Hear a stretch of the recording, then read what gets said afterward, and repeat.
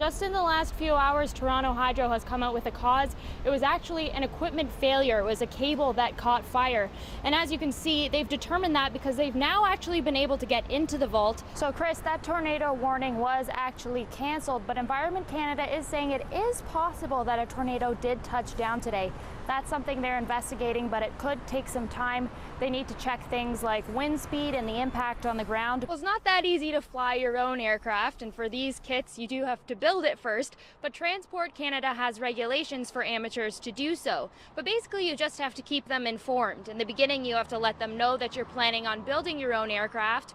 During, you have to let them come in to do inspections, look at the materials, make sure everything's going okay. Yeah, so it's a really strange story. So I talked to the waitress, Melissa Lombardo. She said after the guys sat down, they kept asking her to come over and chat with them. So they were saying ominous things like how you handle the bill will determine your outcome. And they said honesty was very important to them. Laura Allen knew there would be construction when she moved into her home 6 years ago, but she wasn't prepared for this. Her backyard, once pictured in a magazine featuring beautiful Toronto homes, reduced to rubble.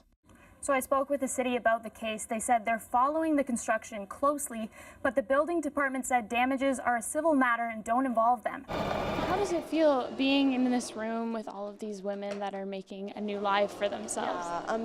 We all here as a family, and we so excited, and we wait for the Saturday to come. We come here, have skills, experience, certificate, or we have ambition to do many things, but we need someone to take our hand. I'm here at Nuit Blanche, the city's annual overnight art festival, and I've got a golden ticket to be one of the first up in the levitator. I'll tell you what that is coming up. This lock was supposed to be the saving grace for residents terrorized by hungry raccoons. Coming up, why it may not be living up to its promise. After extensive testing and several expert opinions, 2 years ago, the city's new green bins had their celebrity debut. Officials proclaimed they had a solution for garbage-strewn streets, as shown in this promotional video, as the new bin thwarts this hungry raccoon's quest for scraps. I'm confident they're not going to be able to deal with the green boxes in a way that will allow them to continue to make the messes they make.